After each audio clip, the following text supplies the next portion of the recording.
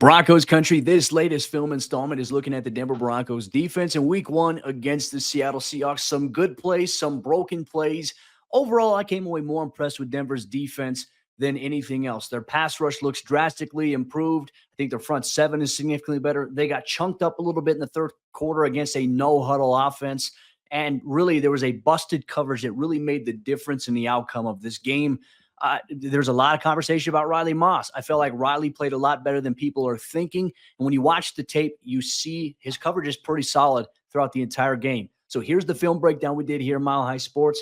Make sure you enjoy. Jonathon Cooper is the subject of this play right here. He's going to get the sack. This is the very first play of the game. Seahawks going to motion the running back. Now you got a gun left to the defensive perspective. What are the route combinations? Well, DK Metcalf up top, he's going to run off with Patrick Surtain there. Number 2 right here is going to run kind of sit while tight end no offense going to extend vertically and then come across where you have Lockett right here. He's going to run a kind of a outside release and then break it inside post. Running back is going to run a route here. And he's going to get to the flat where Alex Singleton's going to key him. So really, you got some man coverage looks right here for the Broncos. Cooper is going to scream off the edge against the offensive tackle. He's going to get his hand out, and he's going to bring down Geno Smith there. Sack. And then obviously the next play was an interception. But let's take a look at it from this angle. What do we have here? Okay, but I always like teaching football 101. I like teaching some terminology to football fans that may not know. DJ Jones right here, your nose tackle. He's lined up in a one technique, which is the shoulder of the center here. You've got John Franklin Myers right here. He's playing a 4-eye, which is inside shade here of the offensive tackle. I mean, you could even argue it's a 5 because 5 would be head up against the offensive tackle there. And then obviously Zach Allen right here is playing a 4-eye inside shade of the offensive tackle. Cooper's playing wide, and obviously a Baron Browning playing wide as well. Let's watch Cooper here attack. Now, does a good job getting both hands on the offensive tackle, and now he's going to push him back. Cooper's got some size and speed to him that I think allow him to have good pass rush presence. Now, he brings the arm out there to try to knock it out of Geno Smith's hands. Geno's going to spin out to try to protect. He falls, and that is a sack credit there. But also, now you look at Baron Browning right here. Nice little length with the stab, and now he's going to come across as well. I like Denver's pass rush this year. I'm excited to see what they can do. Jonathon Cooper on this play gets his second sack of the day. He's going to be at the top of our screen right here. Let's take a look at the coverage. Okay, this is 1st and 10 here. The Broncos, they're keeping everything in front of them. Pat Surtain's going to be in press coverage against DK Metcalf, and Pat's going to go with him vertically across the field. You're going to have P.J. Locke floating across the middle of the field. Riley Moss going to play zone on this side. He's going to stay outside leverage because you're going to have routes that are in breaking here from each of the guys, and really no offense, going to run a sit route right in front of the sticks. Jonathon Cooper does a great job of coming off the edge. Baron Browning, I think these two guys did a good job of kind of bowing the pocket, like right there, like Geno Smith has nowhere to step up, and if he tries to step to the outside, he's going to run into one of these guys. Well, Cooper demolishes the offensive tackle and gets Geno. Look, you see the in-breaking route here, vertical here, tailback running a little bit of the outside outlet option, sit route, and then sack there. That sets up the Broncos in good field position. You know, Seattle had a long field, I think, in a lot of situations to work with. Okay, so what's our look right here? Okay, well, now you have Baron Browning out here. He's going to be outside shade of the tight end who's flexed there. Jonathon Cooper is wide here. Right here, you've got what we call a 2-eye from the defensive lineman, and then you have a 4-eye here from Zach Allen at this point. So let's take a look at it as well. Nice. You're going to get a double team here. You're going to get a one-on-one between Cross and Baron Browning. You're going to have the running back who's leaking out, one-on-one right here with the defensive end, and then a one-on-one here with Jonathon Cooper and the right tackle. And look at that. I mean, he's pushing him back. He's dominating that matchup right there. Baron is pushing him back into Geno's lap. Nowhere to go for him. I like that. Look, you've got your offensive tackle running the backside of your quarterback. Cooper's going to clean it up. He and Baron Browning did a fantastic job there. I like what I saw from those guys in this game. This was one of the chunk explosives the Broncos gave up. Geno Smith turns back the clock and runs for a 34-yard touchdown. Denver sending an all-out blitz here from Jonah Ellis, Alex Singleton, Zach Allen at this point. You have DJ Jones, John Franklin Myers, Baron Browning, and then they're playing man coverage a little bit all across the board. Surtain's going to go against DK. You got crossing patterns here, and Geno just does a great job. Like the timing of this, like ideally this should have gotten home, but Geno just makes a good step like right here. Baron Browning is so close. to getting him. He steps up. Unfortunately, Allen's spin is just a little bit late. Geno now runs because, hey, now you got man here, and now you have a safety playing free saying, okay, now I got to help and run support. It's hard. Now you take an angle. Little hezzy step there from Geno Smith. Gets PJ to second guess just for a second. Riley's going to come in and try to lay a shot there on Geno. Big play given up there by Denver. That's the nature. You live with the blitz sometimes. You live with being ultra aggressive. It can come back to haunt you. I mean, and this is going to be boom, boom, boom, boom. You're going to have everybody coming here, and then you're going to have a linebacker in coverage. That's Christian Welch. So let's take a look at it here from this angle. Now, inside stunt here. He's crashing inside. Singleton's going to blitz replace here, one-on-one off the edge. And now you have linebacker in coverage against tight end. Safety in coverage against tight end right here. Baron Browning coming wide. He's going to have a one-on-one here because John Franklin Myers is going to attack right here. You see it collapsing in. Now, if Zach isn't caught here, Geno has nowhere to go. Maybe he steps up and tries to throw to DK on the crosser right here, right? Woulda, coulda, shoulda. He improvises, and then he uses his legs to do damage with the rest. Now let's watch it again. I mean, it's there. That window is there. Like, look at this hand right here from Nick Bonito. I said it was Baron Browning earlier. That's Nick Bonito. So close, no matter how far. Oh, Geno Smith runs for 34 yards. Broncos going to want that one back. You like the aggressiveness. Sometimes it could bite you, though.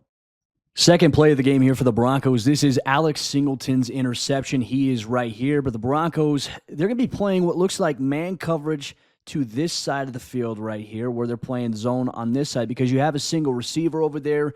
You can have some help. So what we're going to see, Geno Smith's intention here is to try to, I think, throw across the middle of the field. I'm thinking here to Tyler Lockett, who's going to run a little bit of an inside route here. Passer 10 up top on the screen. He's going to communicate with P.J. Locke. They have a combo call here, which means he's going to play zone coverage. He's going to jam, stay outside leverage. He's got help to funnel DK inside where he's going to run vertically or over there. And then obviously with the number 2 receiver right here, he's going to run a deep out. The idea is to hit the inside middle there. Brandon Jones will take number 2. And then Riley Moss is going to stick here on Tyler Lockett.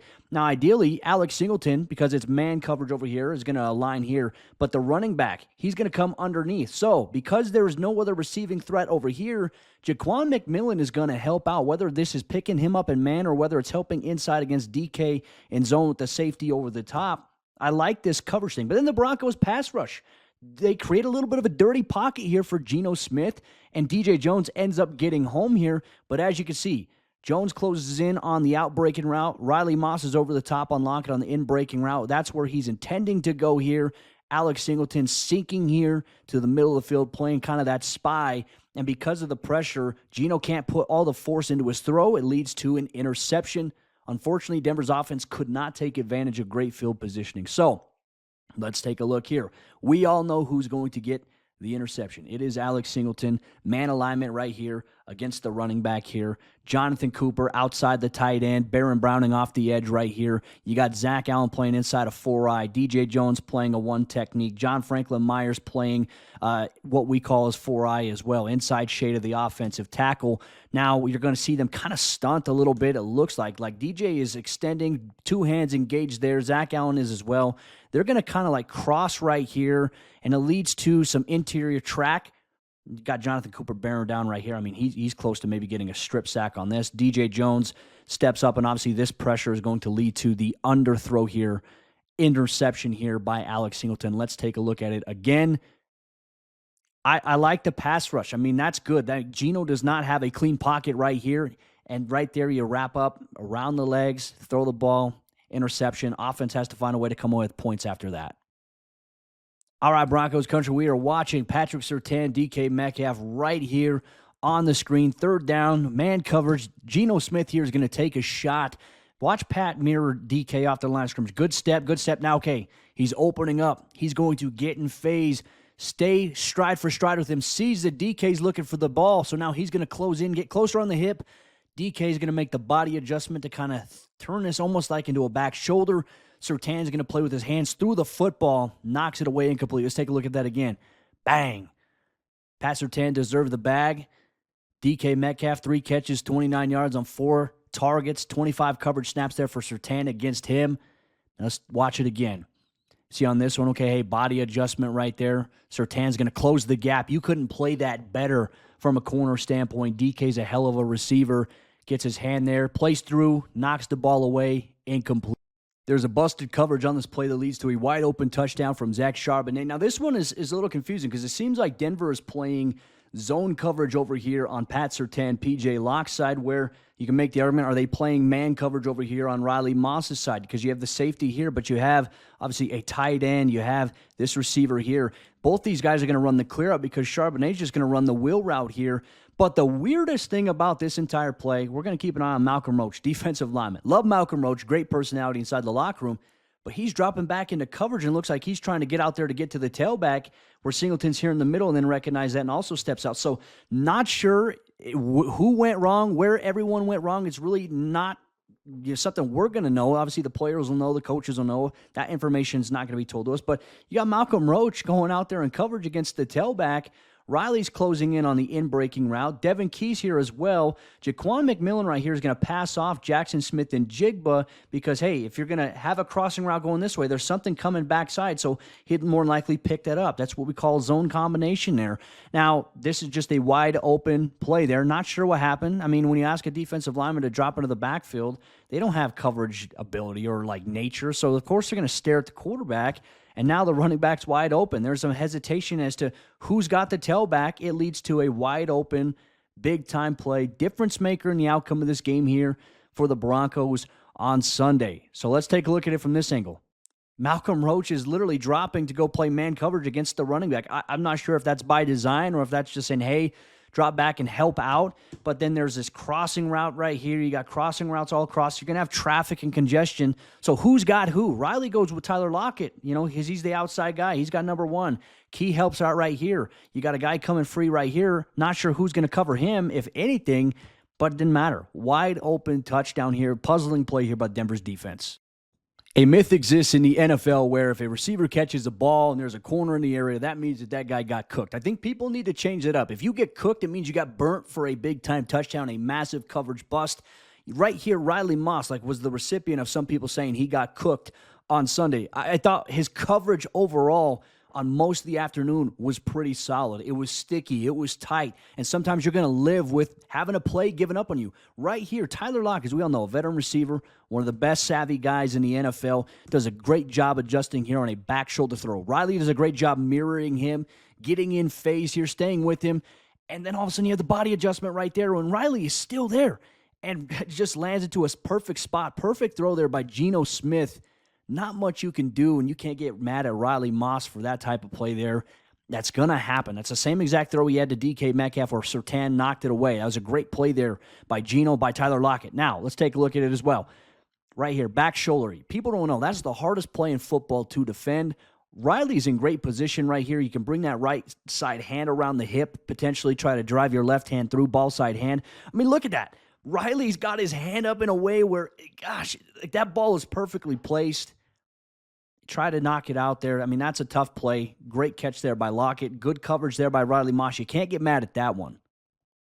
All right, on this play, we have a nice little shot play from Geno Smith to Tyler Lockett right here at the bottom of your screen. Another back shoulder throw against Riley Moss. Now on this one, it seems like Riley anticipated a little bit more of a vertical route, kind of got in front of Lockett a little bit too far. He throttled down, was able to make the back shoulder adjustment. There was a little bit of separation. I mean, Riley's doing a great job right here, staying in phase here. You got Pat Surtain up top against that receiver. You got the safety climbing here against number 2. I just feel like on this play here, okay, hey, you feel like, hey, there's positioning. You know the ball's out because Lockett's looking for it. And that's where, he does a great job just throttling down right there, creates some separation, bang. That's backyard football. This is Geno Smith and Tyler Lockett playing football together for a couple of years and having that relationship, that chemistry. Now watch it again.